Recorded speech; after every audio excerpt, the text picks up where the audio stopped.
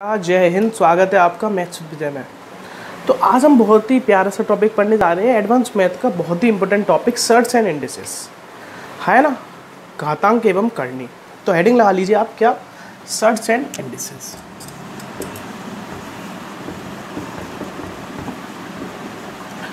Shirts को क्या बोलते हैं हम, घातांक, और इंडिसेस को क्या बोलते हैं हम, करनी। ठीक है, सर्ट्स को क्या बोलते हैं हम, घातांक, और इंडिसेस को क्या बोलते हैं हम, करनी। ठीक है, सबसे पहले सर्ट्स का मतलब क्या है। जो सर्ट है आपका, सर्ट्स जिसको हम बोलते हैं, उसका मतलब क्या है ना। जैसे कि आपको यहाँ पर डेफिनेशन लिखी हुई आ रही होगी। सर्ट्स का मतलब क्या है, when a root of rational number, जब किसी भी परमेय संख्या का वर्ग, जब हम किसी भी परमेय संख्या का वर्ग परमेय संख्या के रूप में ना दर्शा सकें, उसको क्या बोलते हैं हम, घातांक। When a root of rational number cannot be expressed in the form of rational number, then it is called short. तो उसको हम क्या बोलते हैं, शॉर्ट। अच्छा, अगर मुझे इसको रिप्रेजेंट करना हो तो मैं कैसे करूँ, x की पावर n बराबर a है ना। तो इसको मैं क्या लिख सकता हूँ, x बराबर a की पावर 1/n है ना। अगर ये if it is not a rational number, अगर ये रेशनल नंबर ना आए तो इसको मैं क्या बोलूँगा, शॉर्ट है ना। या फिर क्या बोल सकता हूँ मैं हिंदी में, घातांक। जब किसी भी परमेय संख्या का वर्गमूल, घनमूल या nth मूल जब एक परमेय संख्या के रूप में ना दर्शाया जा सके तो उसको क्या बोलते हैं हम, घातांक शॉर्ट। जो n है, n को क्या बोलेंगे हम, n is the order of short. बहुत ही हम बेसिक से टर्म जानेंगे पहले। ऐसा नहीं है कि हमने 4-5 क्वेश्चन ले लिया और टॉपिक खत्म कर दिया। पहले हम जानेंगे शॉर्ट क्या होता है। आपसे पेपर में पूछेगा नहीं डेफिनेशन, लेकिन हमको पता होना चाहिए कि शॉर्ट का मतलब क्या है। ठीक है, तो n is order of short. जो n होगा वो क्या होगा, शॉर्ट का ऑर्डर होगा। ठीक है, एग्जाम्पल के तौर पे अगर मैं लूँ, यहीं पे मैं अगर एग्जाम्पल लिख दूँ, तो एग्जाम्पल जैसे कि एक बात बताइए आप, अंडर रूट में 2, क्या इसको मैं रेशनल नंबर के फॉर्म में लिख सकता हूँ, नहीं लिख सकता हूँ। तो क्या ये शॉर्ट है, बिल्कुल है। अच्छा, अगर मैं आपसे पूछूं कि √4, क्या √4 शॉर्ट है, आप कहेंगे बिल्कुल भी नहीं है। क्यों, ये तो बराबर होता है किसके, 2 के। Then it is not a surd. ठीक है, तो और एग्जांपल क्या हो सकता है, क्यूबिक रूट ऑफ 2, क्या बोल सकता हूँ मैं, क्यूबिक रूट ऑफ 2, या मैं बोल सकता हूँ 4th रूट ऑफ 5, क्या बोल सकता हूँ मैं, 4th रूट ऑफ 5। ये भी क्या होगा, आपका शॉर्ट होगा। आप इसको या तो इस प्रकार लिख सकते हैं, या आप इसको कैसे लिख सकते हैं, 5 की घात 1/4, क्या लिख सकते हैं आप, 5 की घात 1/4। तो ये क्या हो गया आपका शॉर्ट। एक बहुत ही इंपॉर्टेंट पॉइंट, क्या है वो इंपॉर्टेंट पॉइंट आपका, all short is a irrational number. सभी शॉर्ट क्या होते हैं आपके, इर्रेशनल नंबर है ना। सभी जो आपके घातांक होते हैं वो क्या होते हैं, आपकी अपरिमेय संख्या है। But converse is not true, but every irrational number is not a short। लेकिन क्या हुआ, क्या बोला मैंने, लेकिन ये जरूरी नहीं है कि सभी अपरिमेय संख्याएं क्या हो आपकी, एक शॉर्ट हो। क्यों, एग्जांपल ले लेते हैं। आपको पता है कि इर्रेशनल नंबर क्या होता है, पाई भी होता है, ई भी होता है ना। लेकिन ये क्या नहीं है, आपका शॉर्ट नहीं है। ठीक है, आई होप आपको बात समझ में आई है कि शॉर्ट का मतलब क्या है, शॉर्ट क्या होता है, सब कुछ आपको दिखाई दे रहा है। तो आप स्क्रीनशॉट ले सकते हैं या आप अपने नोट्स बना सकते हैं। तो बढ़ते हैं और प्यारी प्यारी बातें जानते हैं हम शॉर्ट के बारे में। ठीक है, अब आगे बढ़ते हैं। अब हम थोड़ा सा डिस्कस करते हैं क्या प्योर शॉर्ट है ना। आपको डेफिनेशन लिखी भी हुई आ रही होगी, मैं भी लिख देता हूँ एक बार। प्योर शॉर्ट का मतलब क्या होता है आपका, ठीक है, प्योर शॉर्ट का मतलब क्या होता है, अगर शॉर्ट में कोई भी रेशनल फैक्टर ना हो, अगर शॉर्ट में क्या ना हो आपका, कोई भी रेशनल फैक्टर, तो उसको क्या बोलते हैं हम, प्योर शॉर्ट। क्या बोल सकते हैं, if short does not contain any rational factor, तो उसको हम क्या बोलते हैं, आपका एक प्योर शॉर्ट। तो वो क्या होता है, आपका प्योर शॉर्ट होता है।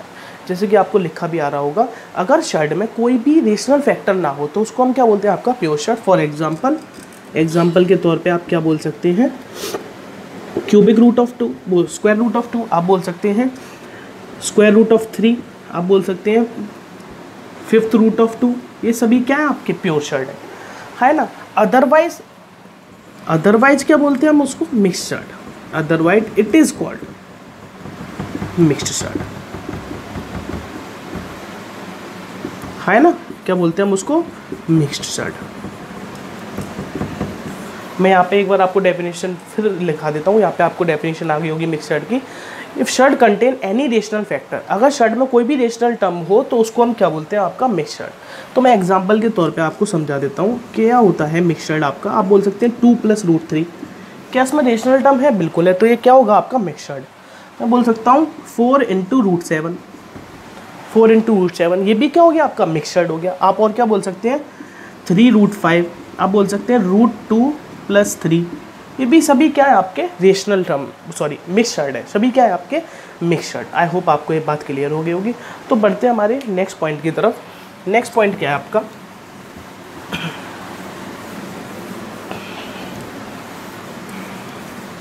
ठीक है, एक छोटा सा पॉइंट है आपका a + √b, नोट डाल के लिखिएगा आप इस बात को।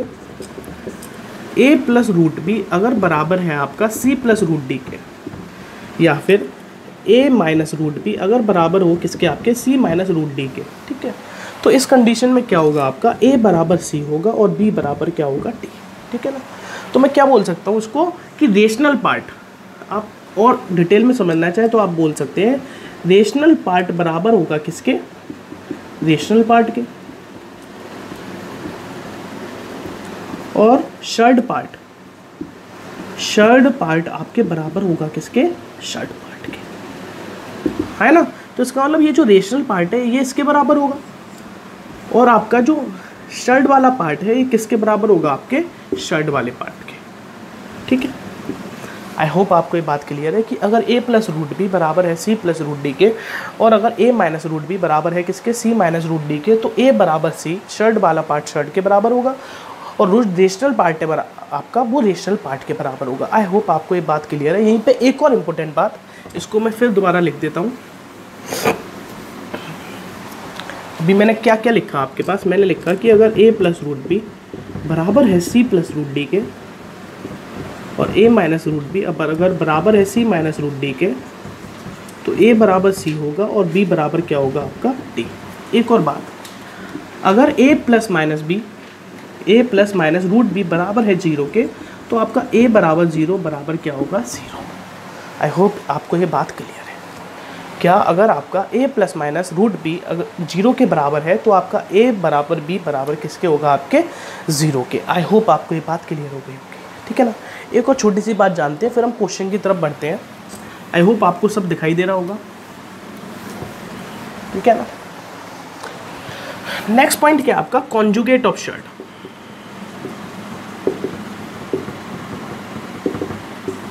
आई होप आपको समझ रहे होंगे, मस्ती के साथ आप पढ़ते जाइए, उसको समझते जाइए।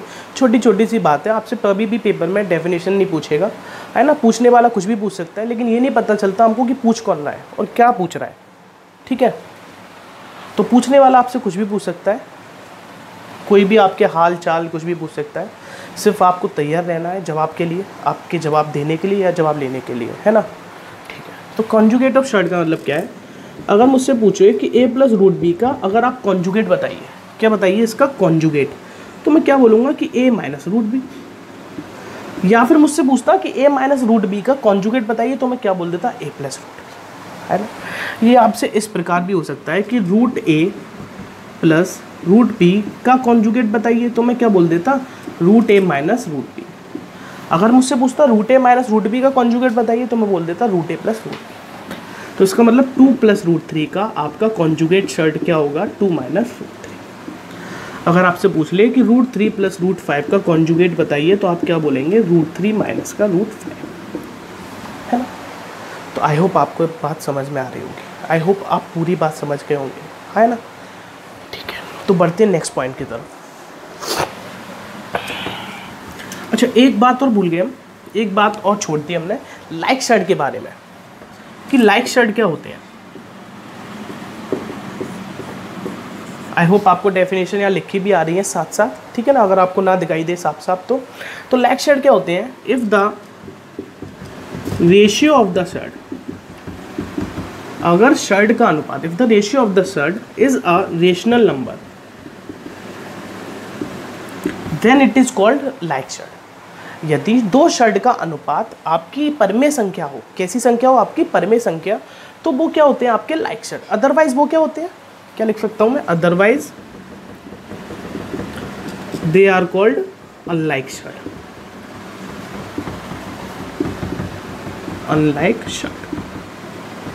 तो जैसे कि अगर मैं यहाँ पे एग्जांपल लूँ आपका, फॉर एग्जांपल 2√3 और 4 and 4√3, क्या आप बताइए इन दोनों शर्ट का जो अनुपात होगा, जो रेशियो होगा, क्या वो रेशनल नंबर होगा? बिल्कुल होगा। तो ये आपका कैसा शर्ट है? Like shirt. और एग्जांपल ले लेते हैं हम कि 3√5 and 4√5, ये भी कैसा शर्ट है आपका? लाइक शर्ट, है ना।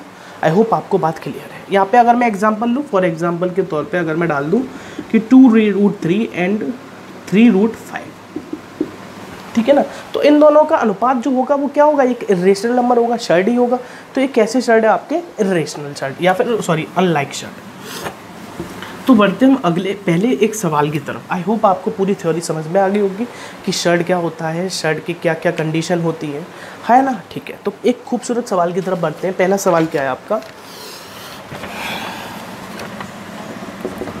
If A B are rational numbers, exam में आया हुआ क्वेश्चन है अभी अभी आपका, और सिंपल सा क्वेश्चन है। एंड यहाँ लिख देता हूँ मैं कंडीशन, a√2 प्लस b√3 बराबर है अंडर रूट में 98 प्लस अंडर रूट में 108 माइनस अंडर रूट में 48 माइनस अंडर रूट में 72। आपसे पूछा क्या है? फाइंड ए एंड बी, ए और बी के मान बताइए। ए और बी की क्या बताइए आप? वैल्यू बताइए।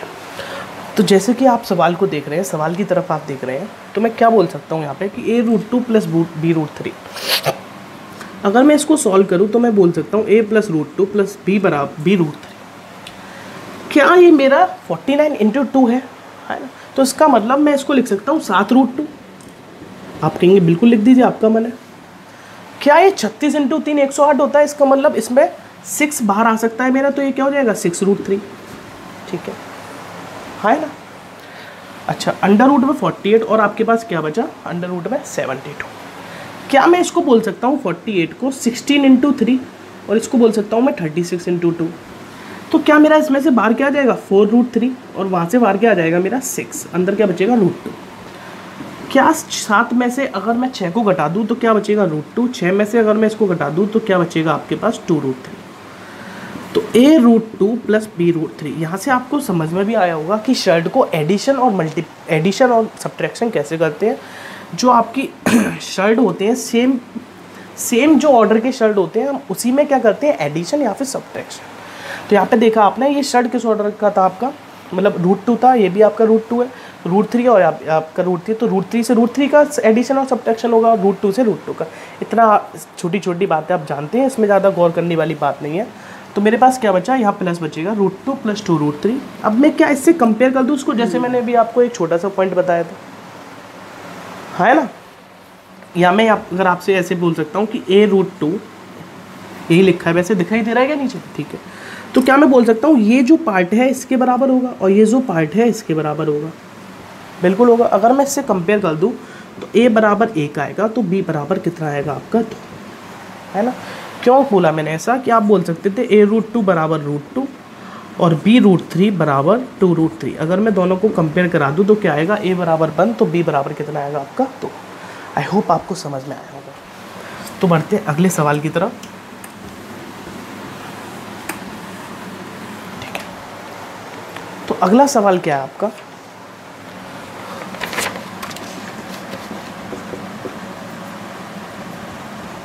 Which among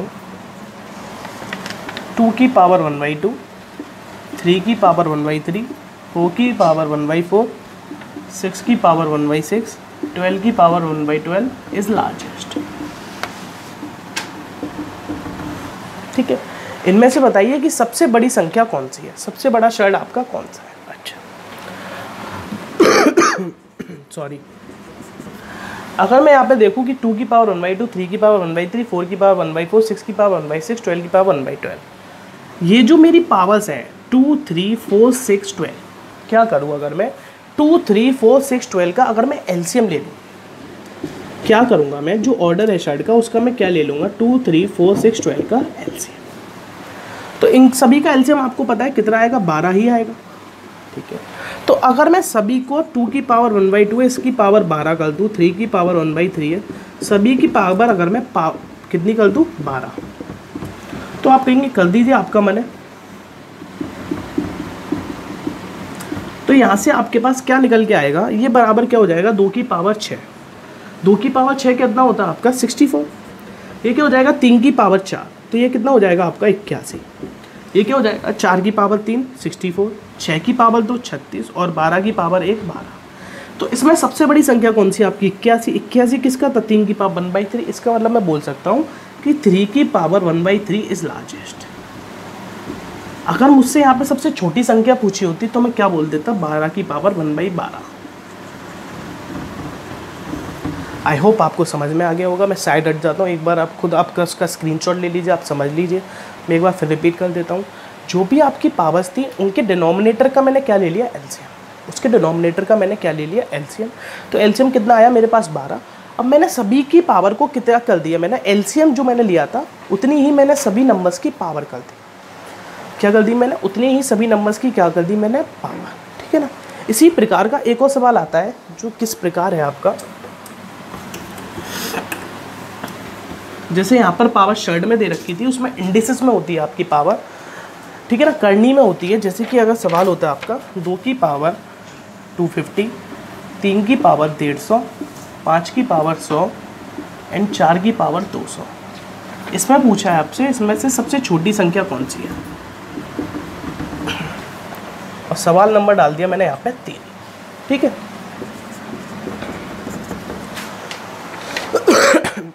वहाँ पर क्या किया था मैंने, सभी पावर्स का क्या ले लिया था मैंने एलसीएम, है ना, ताकि मैं पावर को इस फॉर्म में कर दूँ जहाँ से मैं पता लगा सकूँ कि कौन सा नंबर छोटा है या कौन सा नंबर बड़ा है। अब मैं यहाँ क्या करूँगा, यहाँ पावर तो बहुत बड़ी है, तो मैं क्या करूँगा यहाँ पर पावर्स का क्या कर दूँगा, मैं यहाँ पर एचसीएफ लूँगा ताकि पावर में उस फॉर्म में ले जा सकूँ, जहाँ से मैं पता लगाना बहुत आसान हो कि पावर्स कौन सी छोटी है या कौन सी बड़ी है। तो अगर मैं देखूँ 250, 150, 100, 200, इनका अगर मैं एचसीएफ की बात करूँ तो मैं एचसीएफ क्या लूँगा, सबसे कम डिफरेंस यहाँ पर 50 है, तो ये क्या हो गया आपका एचसीएफ, क्योंकि 50 से सभी नंबर जाते हैं। आपके एचसीएफ लेना बहुत आसान है। एक एचसीएफ एलसीएम जब हम डिस्कस करेंगे वहाँ पे हम जानेंगे कि बहुत ही सरल तरीके से एचसीएफ कैसे निकाला जा सके। अब मैं क्या करूँ, अगर मैं सभी पावर को 1/50 कर दूँ, अगर मैं सभी पावर की पावर कितनी कर दूँ 1/50, एचसीएफ से क्या करूँ मैं पावर को डिवाइड कर दूँ, है ना, बिल्कुल कर दीजिए आपका मन है। वहाँ पे क्या किया, जो भी एलसीएम लिया था उतनी पावर से मैंने उतनी पावर कर दी थी, लेकिन यहाँ पे उतनी पावर से मल्टीप्लाई कर देना था पावर को, लेकिन यहाँ पे क्या करना है उतनी ही पावर से मुझे को पावर को डिवाइड कर देना है।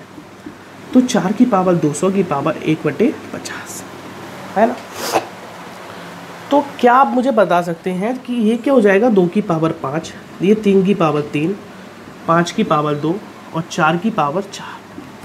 बिल्कुल 2 की पावर क्या होती है आपकी 32, है ना। 3 की पावर 3 कितनी होती है आपकी 27, 5 की पावर 2 क्या होती है 25 और 4 की पावर 4 क्या होती है आपकी 256। तो इसमें सबसे छोटा नंबर कौन सा आपका 25, इसका मतलब 5 की पावर 2, इसका मतलब 5 की पावर 100। इसका मतलब आपका आंसर क्या है, स्मॉलेस्ट 5 की पावर 100। अगर आपसे लार्जेस्ट पूछा होता तो क्या हो जाता आपका 4 की पावर 200। आई होप आपको समझ में आ गया होगा। तो वीडियो को एक बार लाइक कर दें, अपने जितने भी दोस्त हैं सबको शेयर कर दें, है ना, किसी से जले नहीं चिढ़े नहीं, उनको शेयर कर दीजिए आप आराम से, ताकि वो भी पढ़ सके आप भी पढ़ सकें। ठीक है ना, घर पे रहिए, आराम से सुरक्षित रहिए।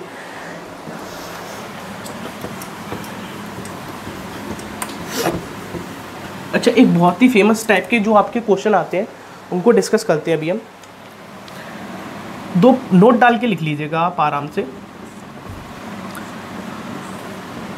P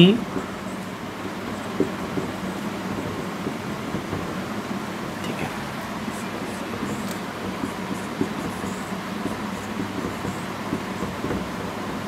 अगर कभी भी इस प्रकार आपका सवाल आए, ठीक है,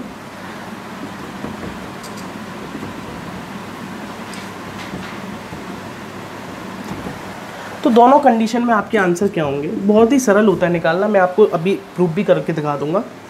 इसका आंसर क्या होगा आपका 4p + 1 + 1/2, है ना।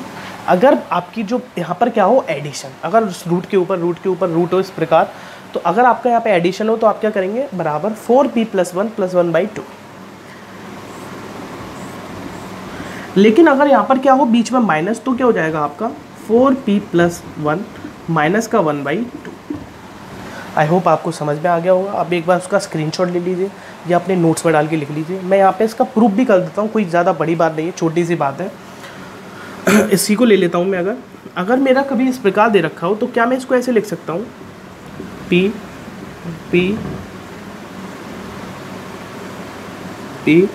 इस तरह का। अगर ये x के बराबर है, मैंने बोला अगर ये किसके बराबर है x, ये अगर इनफाइनाइट तक जाता है, आपका सब में इनफाइनाइट ही है। आपको पता है अगर समुद्र में से 1 लोटा पानी ले लिया जाए तो कभी समुद्र के ऊपर कुछ फ़र्क नहीं पड़ता है। तो इसका मतलब क्या मैं इसको ऐसे भी लिख सकता था √ में p + x = x, क्योंकि मुझको पता है इसकी वैल्यू अगर ये x है तो इतने की जगह मैं क्या x लिख सकता हूँ, बिल्कुल लिख सकता हूँ। अब मैं अगर दोनों तरफ स्क्वायर कर दूँ तो आप जानते हैं क्या हो जाएगा x² = p + x, तो ये क्या हो जाएगा x² माइनस का x माइनस p = 0। अब मैं यहाँ पे आपका धराचार्य फॉर्मूला लगा दूँ, श्री धराचार्य,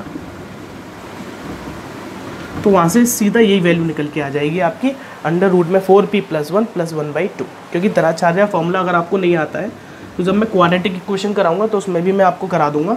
वैसे मैं आपको बता देता हूँ क्या होता है आपका -b + माइनस √ में b² - 4ac/2a। श्री धराचार्य फॉर्मूला आपका क्या होता है -b + माइनस √ में b² - 4ac/2a। आई होप आपको समझ में आई होगी इतनी सी बात। तो इस पर हम एक दो कुछ अच्छे से सवाल ले लेते हैं।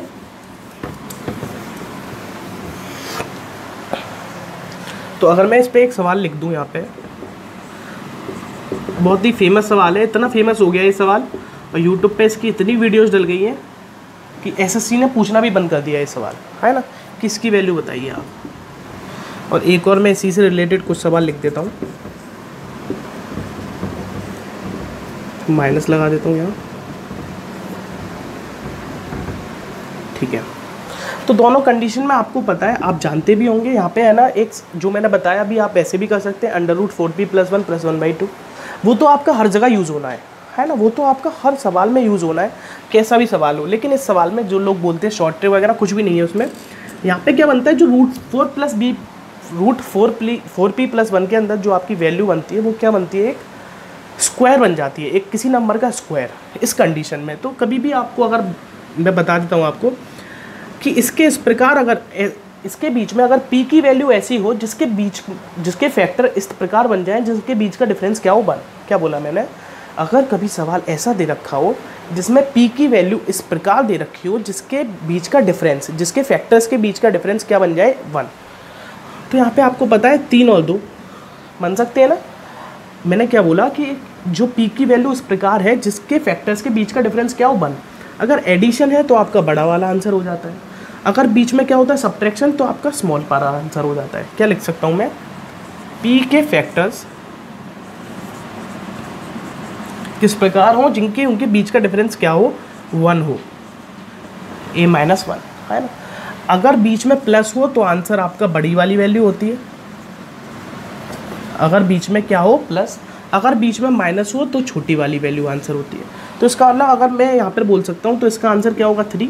आप उसमें भी रख के देखिए तो यही आएगा 4p + 1 क्या हो जाएगा आपका 25 + 1/2, तो क्या हो जाएगा आपका ये 5 + 1 6/2 = 3।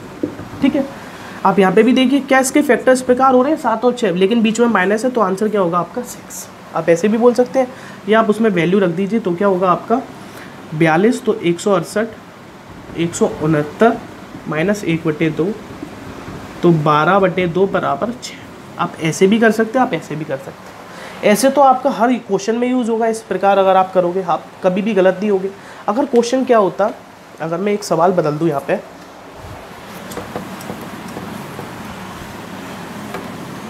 अगर क्वेश्चन आपका ऐसा ना होकर किस प्रकार होता, √ में 7 + √ में 7 + √ में 7, तो क्या करोगे आप यहाँ पे? अब आपको पता है अब तो ऐसे फैक्टर नहीं हो सकते जिनके बीच का डिफरेंस 1 हो, तो आप सीधा वही करोगे जो मैंने अभी आपको बताया था, अंडर रूट में 29 + 1/2, और यही इस क्वेश्चन का आंसर है। आई होप अब आपको बात क्लियर हो गई होगी, एक एक पॉइंट समझ में आ रहा होगा। ऐसा नहीं है कि कुछ आपको रटने वाली बात है, सब आपके सामने है, ऐसे तरीके हैं जिससे आप पेपर में बहुत ही अच्छे नंबर ला सकें। आई होप आपको समझ में आ रही है सब बातें। तो अगले अब कुछ अच्छे क्वेश्चन की तरफ बढ़ते हैं, एडवांस क्वेश्चन की तरफ। ये तो सब बेसिक से क्वेश्चन थे, तो अगर कुछ एडवांस क्वेश्चन ले लें हम, ठीक है ना। तो जैसे कि मैंने एक क्वेश्चन लिया आपके सामने, पता नहीं क्वेश्चन नंबर कौन सा है आज की क्लास का, 10, 24,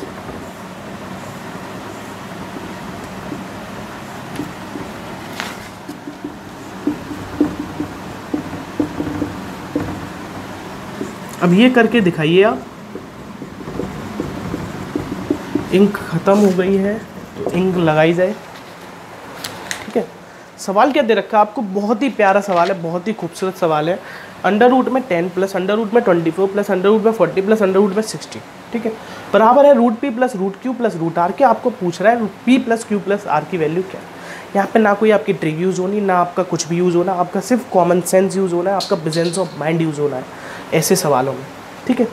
तो बढ़ते सॉल्यूशन की तरफ। आपको क्या कर सकते हो आपने देखा चलो इस प्रकार सवाल है, बराबर में वैल्यू √p + √q + √r है, ठीक है। क्या ऐसा किया जाए अगर दोनों तरफ क्या कर दिया जाए, स्क्वायर। अगर मैं दोनों तरफ स्क्वायर कर दूं, अच्छा तो क्या होगा आपके पास 10 + अंडर रूट में, कुछ गलत कर दिया शायद सवाल में हमने, कुछ गलत कर दिया सवाल में,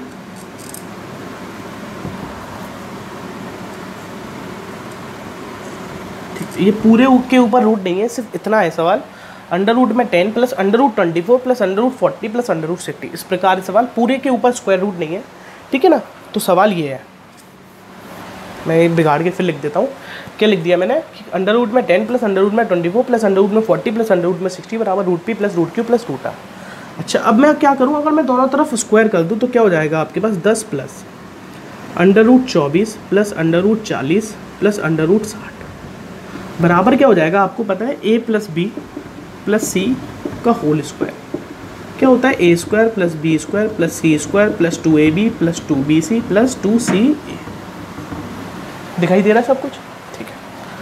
तो दोनों तरफ स्क्वायर किया तो ये हो जाएगा p + q + r प्लस 2, अगर मैं कॉमन ले लूँ तो क्या बचेगा, √pq + √qr + √pr, ठीक है। अब आपने देखा कि ये 10 है प्लस, अगर मैं यहाँ से अगर मैं इसको बाहर, सब आपको पता है ये 4 × 6, ये 4 × 10 और ये क्या आपका 4 × 15, ठीक है। तो सब में से बाहर क्या आ रहा है आपका 2 बाहर आ रहा है, तो 2 अगर मैं कॉमन ले लूँ क्या बचेगा, √6 + √10 + √15, ठीक है जी। और ये क्या हो जाएगा आपका बराबर p + ये सेम यही रहेगा आपके पास, √p + q + r + 2 √pq + जो भी है आपके पास। अच्छा अगर मैं दोनों तरफ क्या करूं, दोनों तरफ अगर मैं इसको बैलेंस करूं तो आपको पता है कि PQR, किसको PQR, इसको क्या मैं 2 × 3 लिख सकता हूं, क्या मैं इसको 2 × 5 लिख सकता हूं, क्या मैं इसको 3 × 5 लिख सकता हूं, है ना। तो अगर मैं दोनों तरफ कंपेयर करूं तो PQR की जो वैल्यू क्या हो सकती है आपकी, P बराबर 2 होगा तो Q बराबर 3 होगा तो R बराबर कितना होगा 5, है ना। अब आप बैलेंस भी कर देंगे दोनों तरफ, क्या होगा कि P + Q + R की वैल्यू जो है किसके बराबर हो जाएगी, 10 के बराबर। किसके बराबर हो जाएगी आपके, 10 के बराबर। आपको इतना मैं सिर्फ डिटेल में समझा रहा हूँ, नहीं तो आपका सवाल यहीं पे ख़त्म हो गया था जो आपने दोनों तरफ स्क्वायर कर दिया था। तो आपको पता है कि ये जो है रेशनल पार्ट जो है रेशनल के बराबर होगा, इसका मतलब P + Q + R की जो वैल्यू होगी कितनी होगी, 10 होगी। और यही इस प्रश्न का उत्तर है, ज़्यादा आपको कुछ भी दिमाग लगाने की ज़रूरत नहीं है। मैं तो सिर्फ आपको सिर्फ प्रूफ करके दिखा रहा था कि क्यों होगा, क्योंकि आपको पता है कि आप खुद देखिए यहाँ पर क्या होगा, 2 × 3, 2 × 5 और 3 × 5 और 2 आपने कॉमन ले लिया और सभी जगह ये सेटिस्फाई हो रही है कंडीशन। कंडीशन क्या हो रही है आपकी, सेटिस्फाई हो रही है ना। लेकिन आपको इतना करने की कोई ज़रूरत नहीं है, आपने सिर्फ स्क्वायर किया था, उसी समय आपका उत्तर आ गया था, कितना होगा 10। और यही इस क्वेश्चन का आंसर है। आई होप आपको समझ में आया होगा। आई होप समझ पा रहे होंगे आप, एक एक बात आपके दिमाग में जा रही होगी। ठीक है, तो बढ़ते हैं एक अगले सवाल की तरफ। एक और सवाल देखते हैं हम, फिर उसके बाद हम रेशनलाइजेशन और लॉ ऑफ शर्ट भी करेंगे।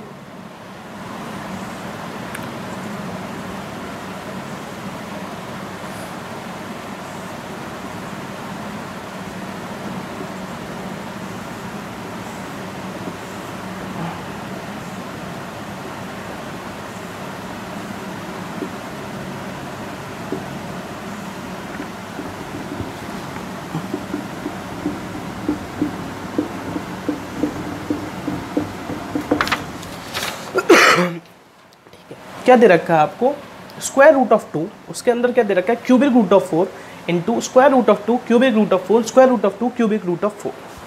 और इसकी वैल्यू आपसे पूछा है कि ये बराबर किसके होगा आपके, और कहाँ तक दायरा है आपका, इनफाइनाइट तक। ठीक है ना, बहुत ही प्यारा सवाल है, आप लोगों की तरह जैसे आप लोग प्यारे और मासूम हैं उसी तरीके से प्यारा सवाल है और मासूम भी है। अच्छा, अब आप एक बात बताइए, x बराबर मैं इसको क्या लिख सकता हूँ, square root of 2 cubic root of 3 4 फिर स्क्वायर रूट ऑफ 2 फिर क्यूबिक रूट ऑफ 4। इस प्रकार क्या मैं इसको लिख सकता हूँ। आपको पता है ये जो टर्म है, ये जो मैंने अंडरलाइन किया टर्म, ये बार बार रिपीट हो रही है। ये जो टर्म क्यों हो रही है, क्या हो रही है आपकी, बार बार रिपीट। तो क्या मैं इसको, आपको पता है समुद्र में से एक लोटा पानी ले लें तो समुद्र के ऊपर कुछ घंटा फर्क नहीं पड़ता, तो क्या ये बराबर x होगा, बिल्कुल होगा। अच्छा, अब आपको पता है मैं अगर दोनों तरफ स्क्वायर करूँगा तो क्या हो जाएगा, एक्स स्क्वायर बराबर 2 cubic root of 4 into x. आपको पता है अब भी ज़्यादा कोई खास बात नहीं निकली। अब मेरे को क्या करना पड़ेगा, ये जो शर्ट हटाने के लिए दोनों तरफ क्या करना पड़ेगा, मेरे को क्यूब करना पड़ेगा। तो क्यूब अगर मैं कर दूँ तो x की पावर 6, 2 का क्यूब क्या हो जाएगा 8 इंटू 4 इंटू एक्स, है ना। अब आपको पता है 8 इंटू 4 क्या होता है आपका 32, तो x की पावर 5 बराबर 32। तो क्या मैं इसको लिख सकता हूँ x बराबर 2, और यही इस क्वेश्चन का आंसर है। यही क्या है इस क्वेश्चन का आंसर। आई होप आपको इतनी सी बात समझ में आई होगी, है ना, आपके दिमाग में बैठ रही होगी, है ना। तो बढ़ते हैं आगे। आगे हम देखेंगे क्या, रेशनलाइजेशन ऑफ शर्ट और लॉ ऑफ शर्ट। ठीक है, इसी में देखें नेक्स्ट में। अच्छा तो नेक्स्ट में देखते हैं, अभी आते हैं हम। आप देखते रहिए, बने रहिए। Thank you.